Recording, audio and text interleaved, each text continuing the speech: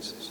Por lo demás, hermanos, orad por nosotros, para que la palabra del Señor corra y sea glorificada, así como lo fue entre vosotros, y para que seamos librados de hombres perversos y malos, porque no es de todos la fe. Pero fiel es el Señor, que os afirmará y guardará del mal. Y tenemos confianza respecto a vosotros en el Señor, en que hacéis y haréis lo que os hemos mandado. Y el Señor encamine vuestros corazones al amor de Dios y a la paciencia de Cristo. Pero os ordenamos, hermanos, en el nombre de nuestro Señor Jesucristo, que os apartéis de todo hermano que ande desordenadamente y no según la enseñanza que recibisteis de nosotros. Amén. La cuestión de la venida del Señor era el tema que aquí se trataba principalmente, porque los creyentes en Tesalónica habían sacado la conclusión de que era inmediata, de tal manera que ya incluso acciones comunes de la vida normal no tendrían ni que hacerse. Es como si alguien dijera, bueno, y lo han dicho algunas veces, el mundo se acaba el día 15 de febrero.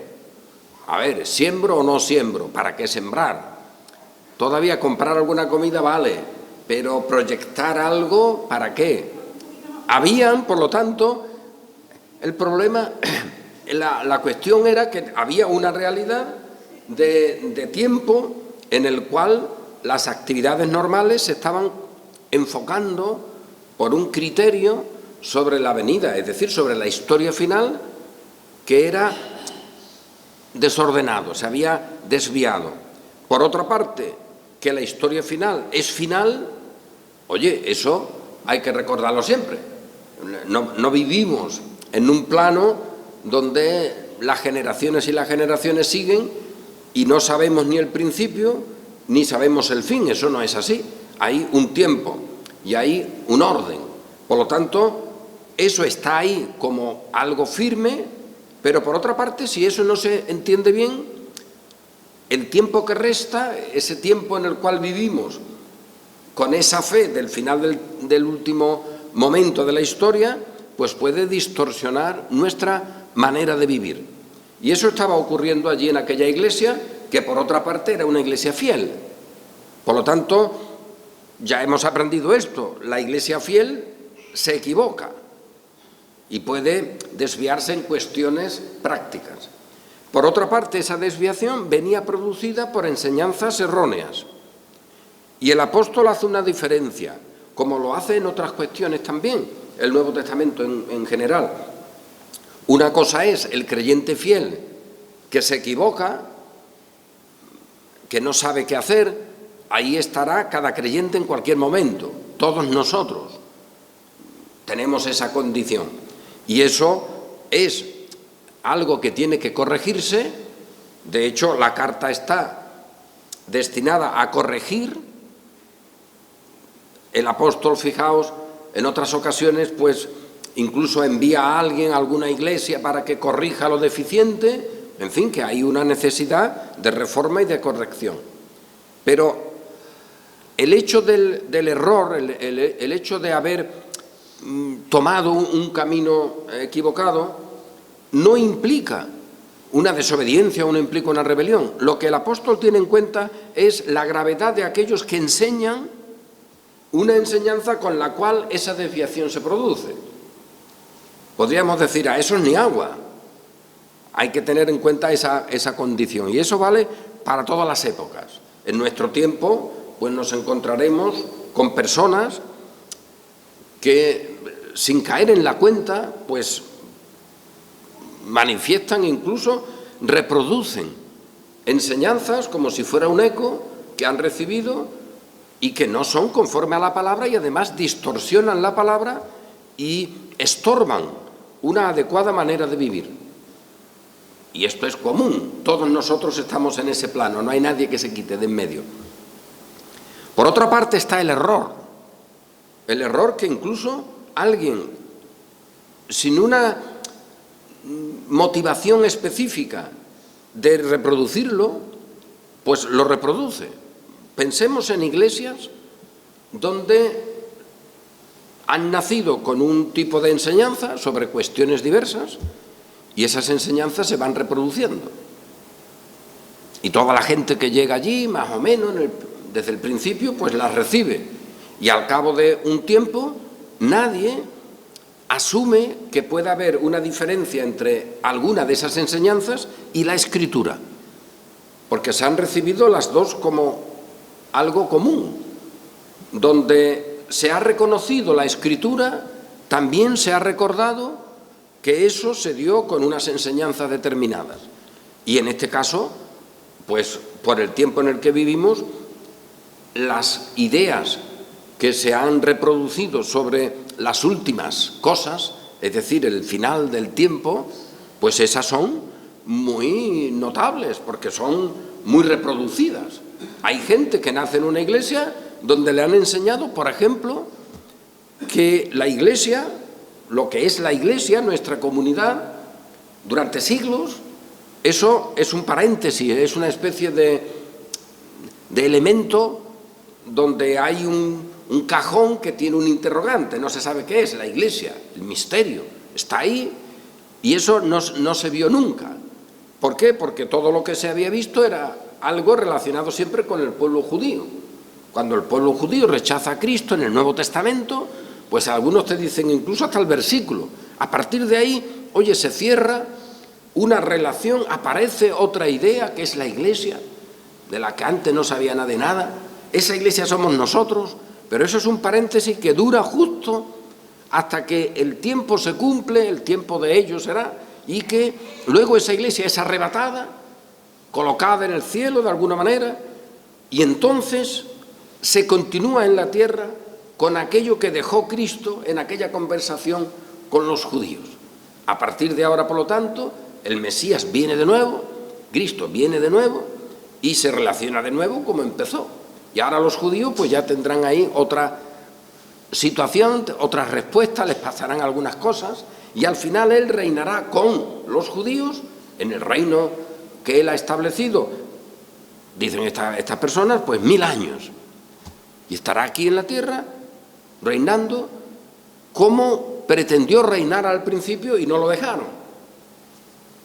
Bueno, pues esto, que es una barbaridad, esto no tiene encaje por ninguna parte y luego tiene muchos matices, sin duda. Pero esto es algo que, no sé yo el porcentaje, pero quizá el 90% de los evangélicos en España y en Latinoamérica y por donde vivan, pues lo han recibido así, en el tiempo presente, como una verdad que sale de la Escritura y su mente es, si creo la Escritura, y tengo que creerla porque además es lo que se me dice, que la crea, que la obedezca, etcétera, pues tengo que creer eso, porque me han dicho que eso es la enseñanza de la Escritura. ¿Qué hacemos con estas personas? ¿Qué calificación? Bueno, pues habrá que advertirles del error, pero por otra parte también comprender que lo han recibido justo cuando llegan a contactar con la Biblia. Para ellos la Biblia y esa doctrina ha sido una cosa común. Ocurre también, fijaos, en otros contextos. Imaginad que el misionero es el misionero de los hermanos blancos. Pues llega a un lugar, allí en el sitio donde esté, hace allí algunas actividades misioneras y la gente que lo recibe, pues el concepto de misa, el concepto de sacramento, el concepto de mérito, etcétera, el concepto de santos, pues lo han recibido al mismo tiempo que la Biblia, que el cristianismo. La idea de cristianismo para mucha gente hoy se vincula a aquello que le dijeron los primeros que llegaron allí, sean de una clase o de otra.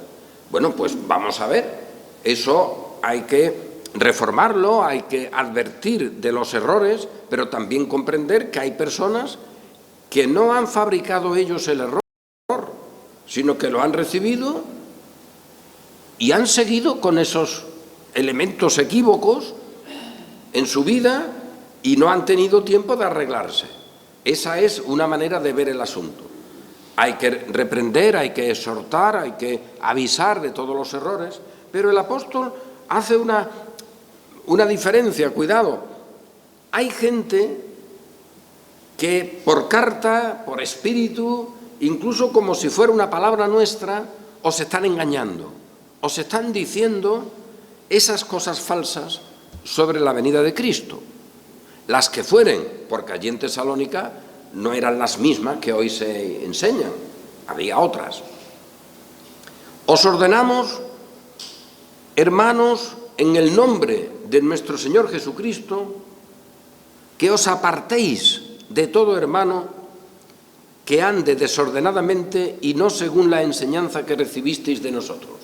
Aquí el apóstol, aún reconociendo la dificultad, reconociendo la condición de situación, siempre creciendo en la fe, siempre sabiendo que nos podemos equivocar, que nos equivocamos y que tenemos que arreglarnos, él hace una puntualización sobre los que andaban desordenadamente de una manera en la que no se podía seguir con ellos. Porque aquí incluso el apóstol está presentándonos una condición general, y esa condición general nos coloca siempre en aquello que hemos dicho también siempre.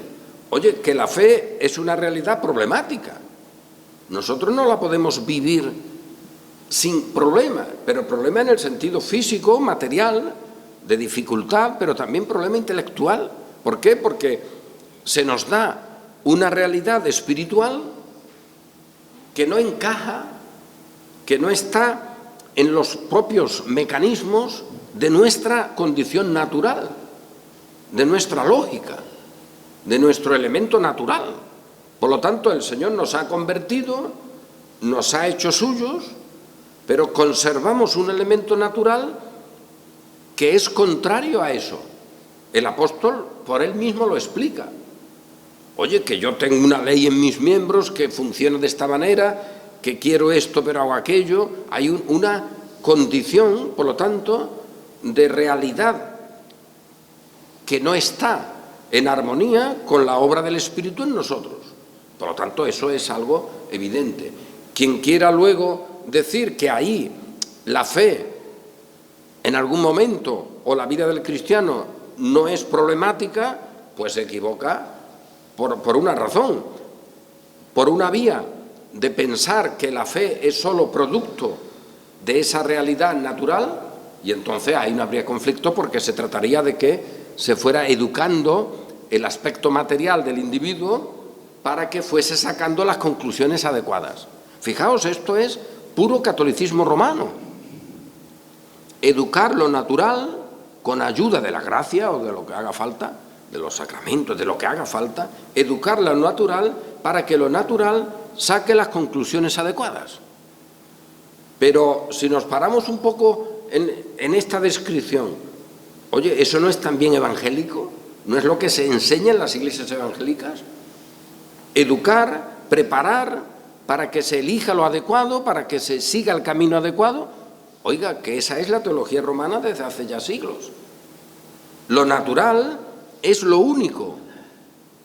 Y ahí está todo, y desde ahí tiene que saltar el ser humano en sus elementos racionales o elementos de sentimiento o de impulso o de voluntad, y eso hay que prepararlo. Entonces, la función de la Iglesia y de la predicación y lo que tenemos que hacer es procurar que la gente tenga las herramientas adecuadas para que saque la conclusión adecuada. Y unos dicen, bueno, como el problema está en la razón, y eso hay gente que lo presenta así, como el problema está en la razón, pues hay que razonar adecuadamente. Y hay gente que lo ha planteado de esa manera, de manera ejemplar, digamos, modélica, Tomás de Aquino. Tomás de Aquino, el hombre, pues, sacando unos elementos que él dice están en todas las personas, que están como condición de su ser personas, pues con eso nosotros ahora arreglamos el adecuado funcionamiento de sus razonamientos, oye, y que esa persona puede sacar la conclusión, llegar a la verdad, es decir, ser salva. Se comunica, tener comunión con Dios, que Dios a final de cuentas, oye, es verdad, es entendimiento y por lo tanto nosotros que somos también verdad en Él, en cuanto criatura suya, pues tenemos ese mecanismo. Pero hubo otros, como sabemos, que dijeron, no, eso es imposible, porque ahí no hay manera. Pero sin embargo tenemos un elemento que es nuestra voluntad, no ya el entendimiento, que ese, como se centre mucho el tema en él, terminamos mal. Otros decían, no, es la clave, porque si no hay un adecuado entendimiento, si no se razona bien, lo demás no sirve, los sentimientos, la voluntad, quedarían un poco en un plano de anarquía. Por lo tanto, la clave está en el razonamiento. Pero otros decían, no, no, que por ahí nadie ha salido bien. Pero nos queda esta otra parte, lo que es sentimiento, lo que es voluntad. Así que, usando adecuadamente la voluntad, podemos desde nuestro plano natural, oye, llegar a Dios. Porque Dios también es voluntad. Dios, a final de cuentas, hombre, es corazón, es sentimiento. Por ahí vi no hace mucho unas camisetas en un bautismo de un futbolista que ponían una cruz igual a corazón. Hombre, qué bonito y qué raro, ¿no? Cruz igual a corazón. ¿La cruz qué será? ¿Corazón, intelecto, voluntad?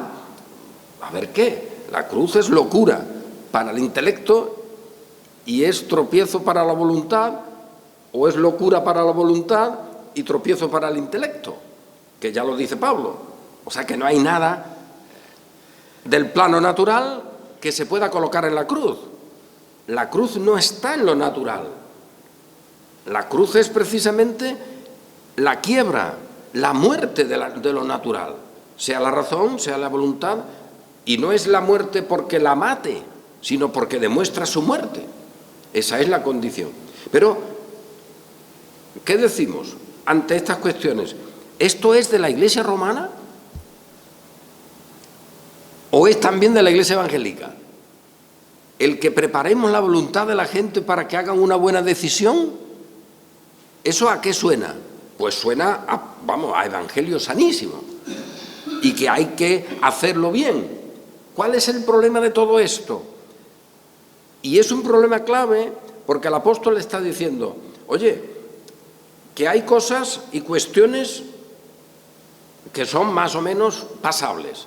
Eso lo dice, por ejemplo, en la iglesia de Corinto, ante el problema de algunos, como sabemos, que no sabían o incluso criticaban con los que no sabían qué hacer, o criticaban a los que comían la carne que vendían en las carnicerías, que había sido sacrificada a ídolos. Oye, este animal lo han sacrificado al ídolo tal y ahora resulta que lo están poniendo aquí para vender. ¿Qué hago?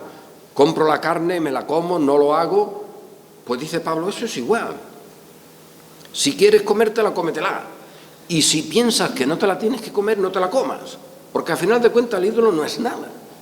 No hay nada mágico que haya producido en esta carne. Así que tu propia conciencia que te oriente. Si piensas que no te la tienes que comer, no te la comas. Si tú crees que te la puedes comer, cómetela. Ahora bien, cuidado con las críticas. No pienses que lo sano es, o lo santo, comerla o no comerla. Porque entonces estaríamos ya ahí en otro plano. Muchas cosas son de esa clase. Y eso es evidente. Y en nuestro tiempo actual, pues podríamos poner 1000 casos en los que sencillamente un creyente fiel puede hacer una cosa y un creyente fiel puede hacer otra que no sea la misma. Y no pasa nada con la comida, vestido, el modo de organizar nuestro tiempo, muchísimas cosas. Pero el apóstol está diciendo, cuidado porque cuando se plantea la cuestión de que es el camino de la salvación de alguna manera sostenido en una conducta determinada, sea la que fuere, porque, fijaos, podemos deducir, no sabemos mucho de qué pasaba allí, pero podemos deducir, estos que enseñaban malamente, ¿qué conclusión proponían? ¿Qué predicación traían?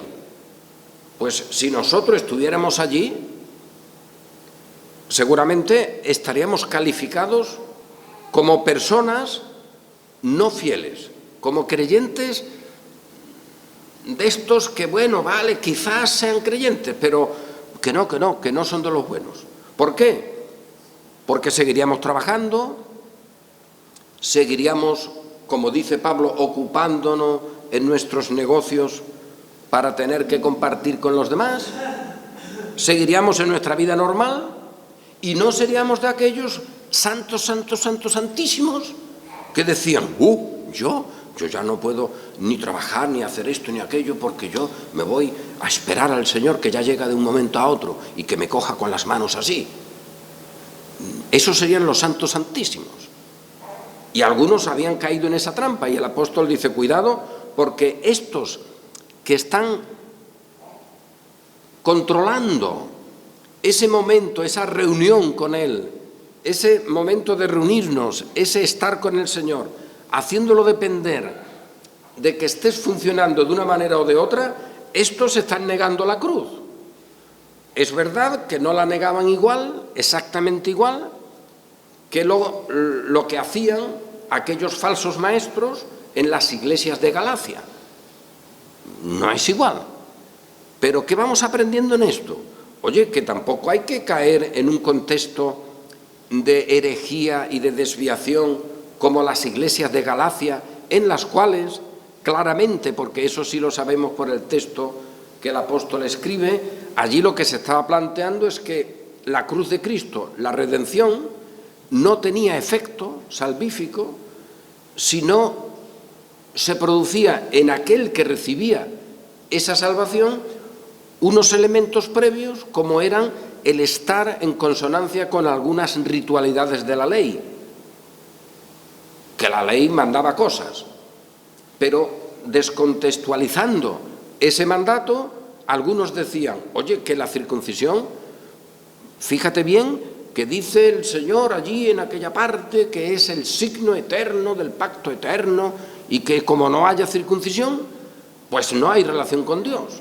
Oye, y eso te salían algunos con unos pasajes del Antiguo Testamento para decírtelo. Y no te estaban diciendo, vamos a estudiarlo, o mira, si tú eres judío, allá tú todavía, porque para ti que eres judío y eres descendiente de Abraham según la carne, pues oye, a lo mejor a ti la circuncisión todavía sea un signo de identidad de pueblo, yo que sea, se podría discutir. Pero no, allí lo que se estaba haciendo era pasar al plano general una cosa que en la Biblia se dice de una manera determinada. ¿Y con eso qué dice el apóstol que se estaba produciendo? Pues que se habían salido, no estaban en la gracia. De esa manera no hay Cristo. Tenéis un Cristo que lo habéis fabricado vosotros. Recordad, con ese no estáis en el verdadero. El verdadero está. Y vosotros tenéis una imitación, un arreglo que habéis hecho. Oye, pero no estáis en el verdadero.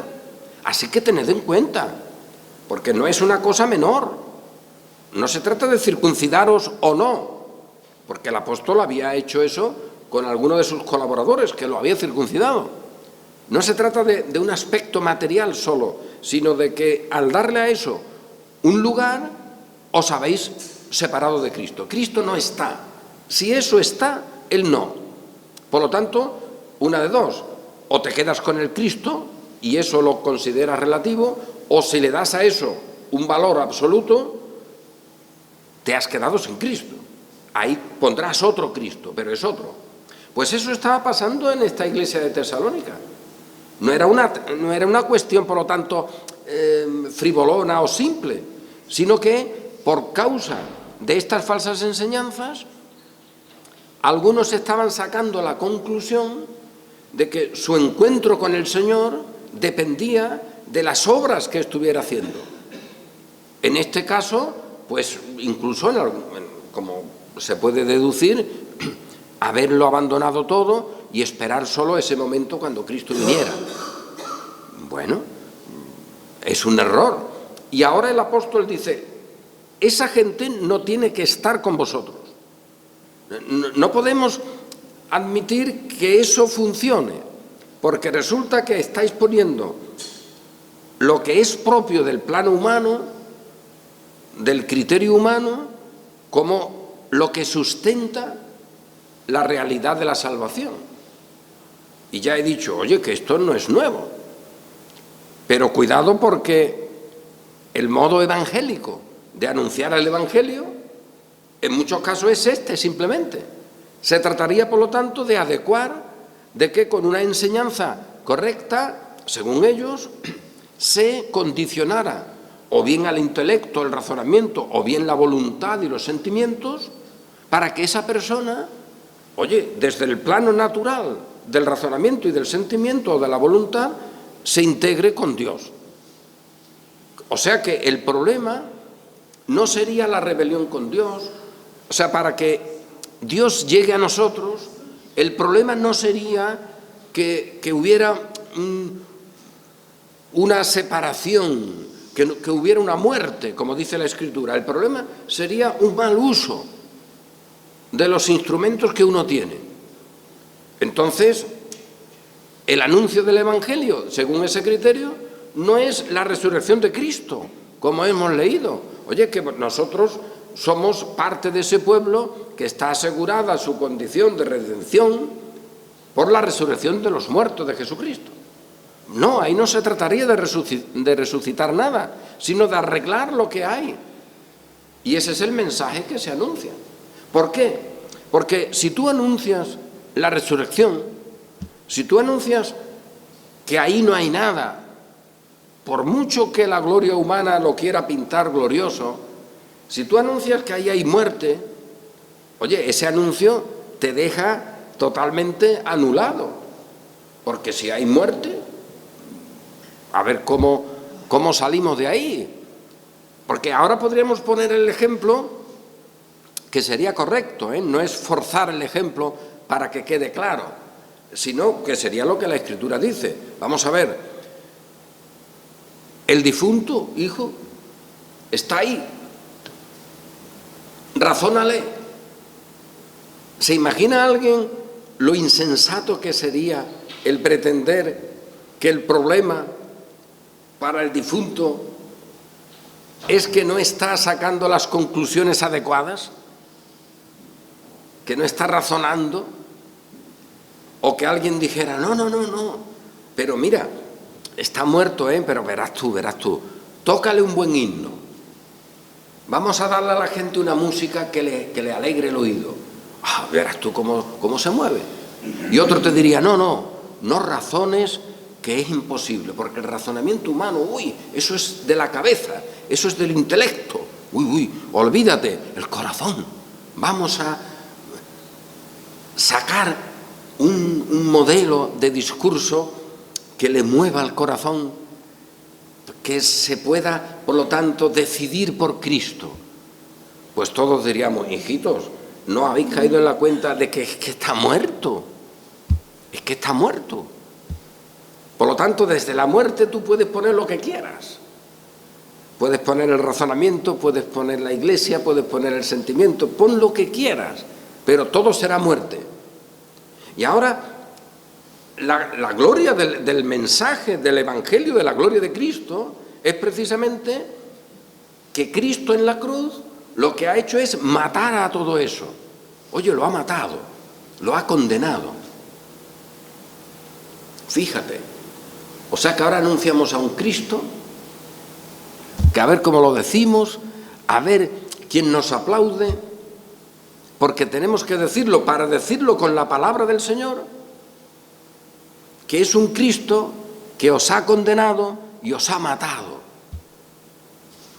¿Lo recibís? ¿Decís aleluya? ¿Decís sí, amén? Oye, este Cristo es el que os condena, os ha matado.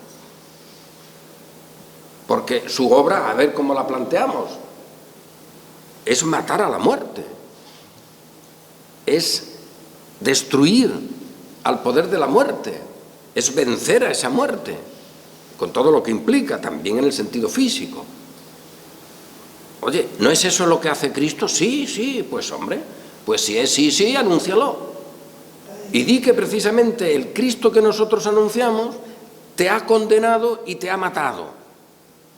Y esa es la única manera de que ahora tú puedas estar en Él, no por tu decisión o por tu razonamiento, sino porque Él te ha puesto en Él.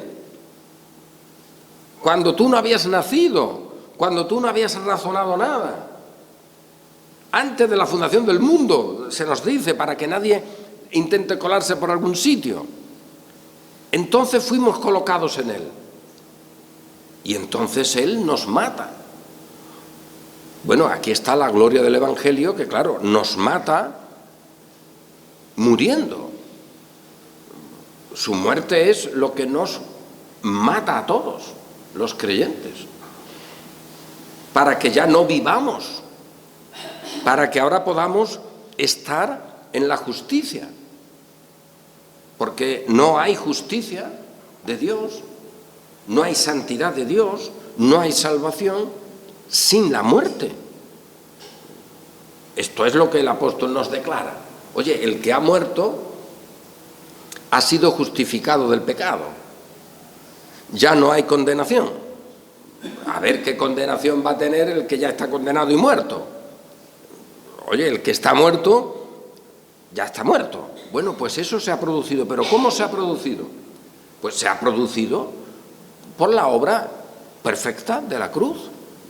No porque en el plano natural haya habido un procedimiento, haya habido unos maestros estupendísimos, o haya habido gente que haga cosas en la iglesia para que la gente se anime.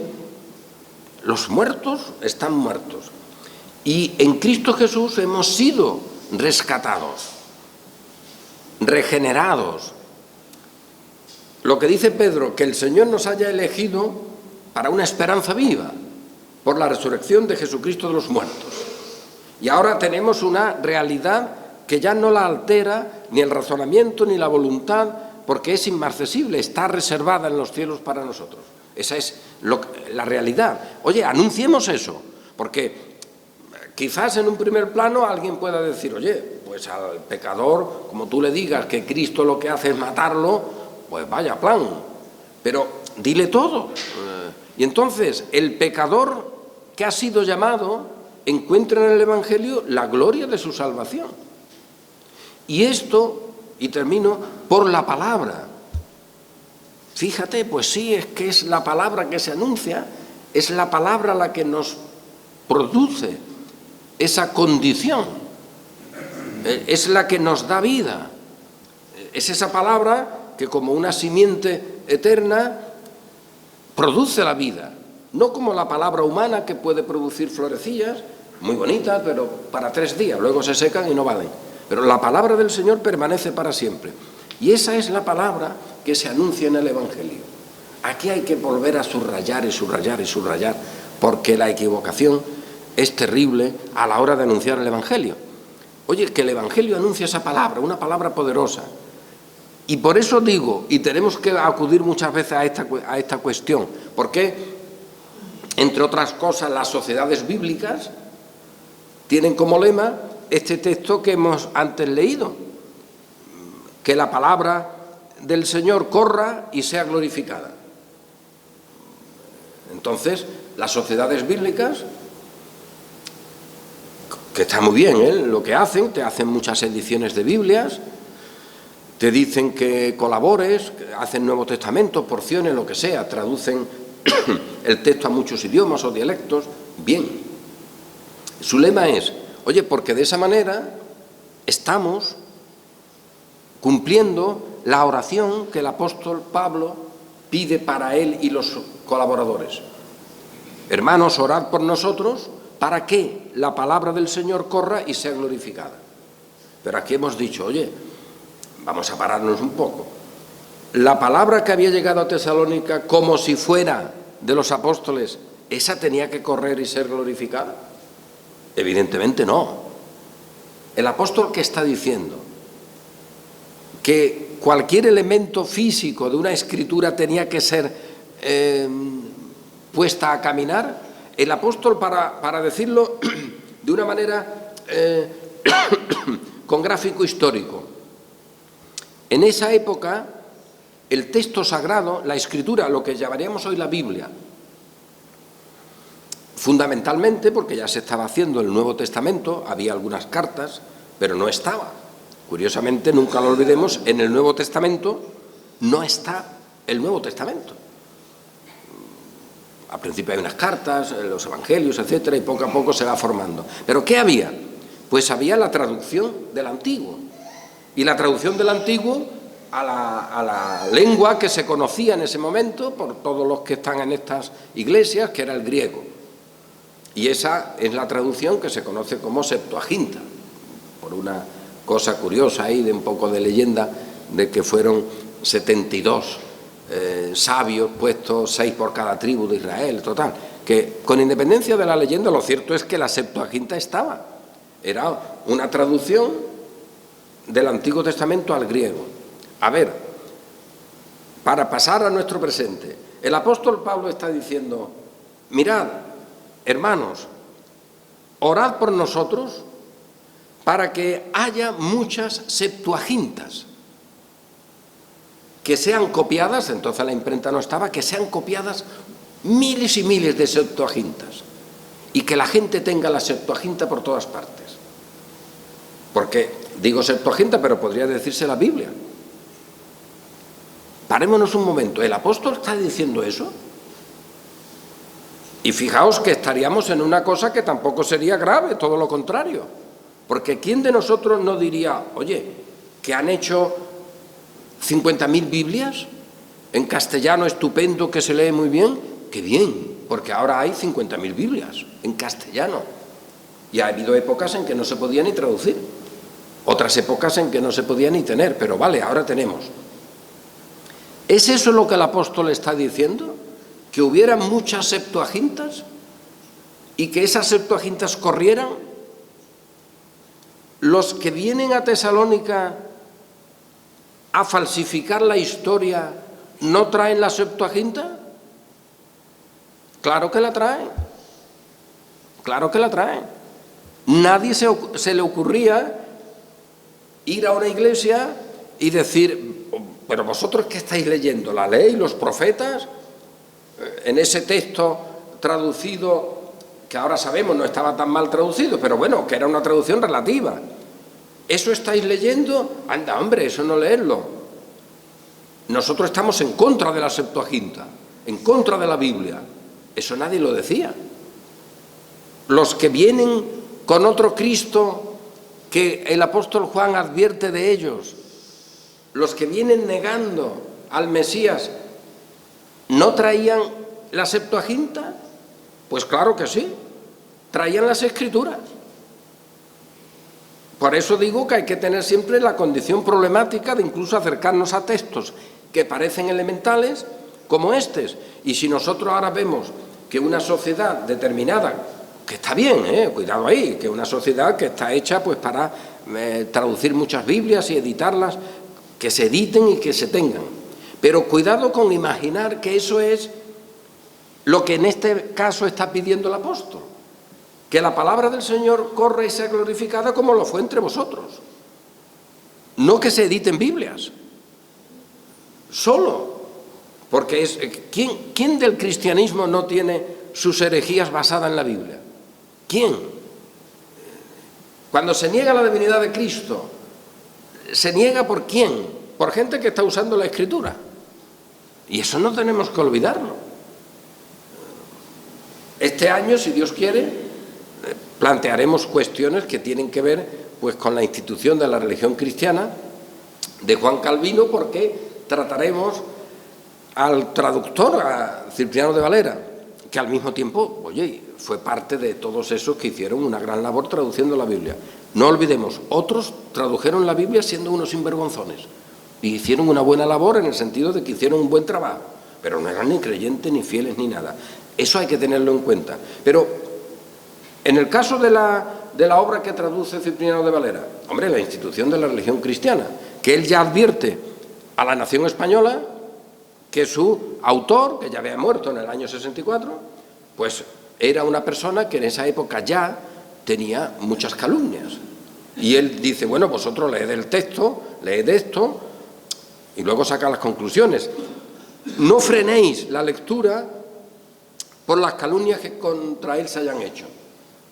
Y en el caso de Calvino, pues está Servet ahí como esos dos elementos, esos dos polos, que bueno, que luego la sociedad ha dicho uno es estupendo y es el gran liberal, que sería Servet, y el otro es el tirano y el malévolo.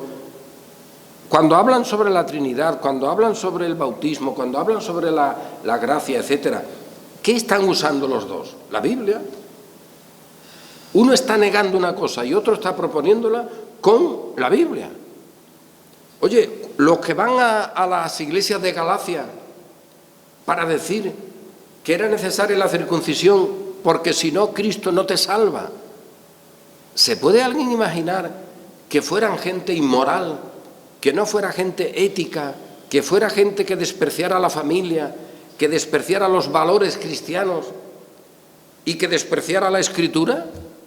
¿Puede alguien imaginar que alguien de aquellos falsos maestros que el apóstol dice, cuidado, porque esta es la destrucción del cristianismo, esta es la negación de la cruz, que aquellos fuesen con algo que no fuese una vida moral, una conducta intachable en muchos casos, en otros no, pero muchos que estaban dispuestos incluso, se nos dice en la Escritura, a dar todo lo que tenían a los pobres, a entregar su cuerpo para ser quemado? ¿Puede uno imaginar que allí no se usara las Escrituras, que allí no se usara la Septuaginta, que allí no se usara la ley y los profetas? Pues claro que no, no lo puede imaginar. Es que la realidad es que eso se usaba. Y luego, en los siglos siguientes, ¿qué? Que Arrio o algún otro, negando verdades de la Sagrada Escritura, que hoy entendemos como fundamentales en el Evangelio, ¿las negaba con qué? Pues con las propias Escrituras. No olvidemos eso. Por lo tanto, que la palabra del Señor corra y sea glorificada no significa vamos a repartir Biblias, para entendernos, con lo bueno que eso es, que cuando hay persecución te impiden que las tenga, pero por sí mismo eso no vale, hay que recordarlo. ¿Por qué? Porque cuando tú pones la propia Escritura, como hacían esta gente, como ha hecho la Iglesia de Roma, como hacen muchas iglesias evangélicas, en el plano natural, se trata que de ella, como algo natural, tú sacas a Dios, haces una teología, y esa teología puede ser muy liberal, y con la Biblia decirte cosas raras sobre Cristo, que no es Dios, que no hay milagros, que no hay resurrección, vale, te lo dicen.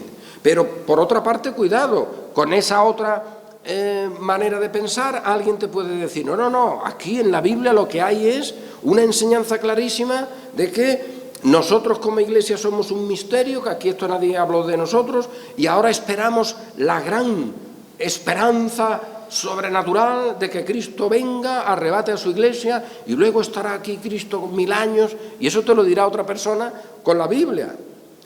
Y nosotros tenemos que decir, hijito, pues no. El que niega los milagros tiene la Biblia, pero no tiene la palabra del Señor de salvación. Y el que te organiza la historia de esta manera, pues tampoco. Y así podemos decir, cuidado con las teologías, porque puede haber una teología muy liberal y puede haber una teología muy conservadora. Si nacen ambas de poner la Biblia en el plano humano, como escritura, como Septuaginta, para entendernos, y que luego tú de ahí razones y saques una conclusión o saques la contraria, para nosotros los hijos de Dios podemos decir, allá vosotros con vuestro trabajo, allá vosotros con vuestro natural.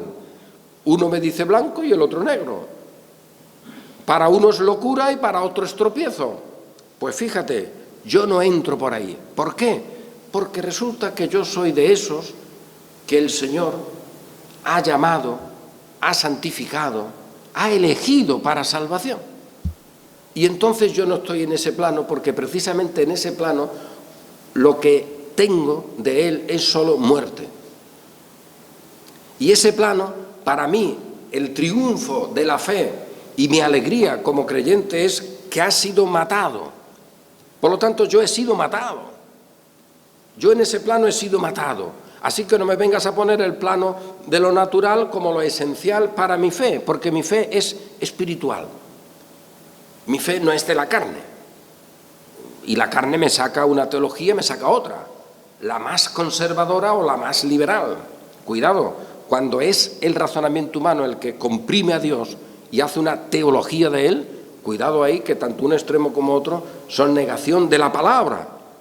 La palabra que es libre, la palabra que es poderosa, la palabra que sigue efectuando su propósito en todos nosotros hoy. Ahora mismo en este minuto y hace 10, y hace 10 días, y hace 10 meses, y hace 10 años. Y eso es lo que no puede ser tolerado por el razonamiento humano, sea de una clase o de otra, pero para nosotros es la gloria de Dios. Es el triunfo del Evangelio. Es la manera de decir todo lo nuestro está matado y condenado y por eso soy salvo. Y entonces, claro, tengo que decir, ¿y eso cómo? Pues solo por la gracia de Dios que me eligió para salvación. Me eligió para salvación. Y ese es el Evangelio de la cruz, que alegra el corazón del ser humano, su mente, todo nuestro ser. Pero es el Evangelio que es locura para unos y tropiezo para otros. Allá ellos, para nosotros, poder de Dios y sabiduría de Dios. Amén.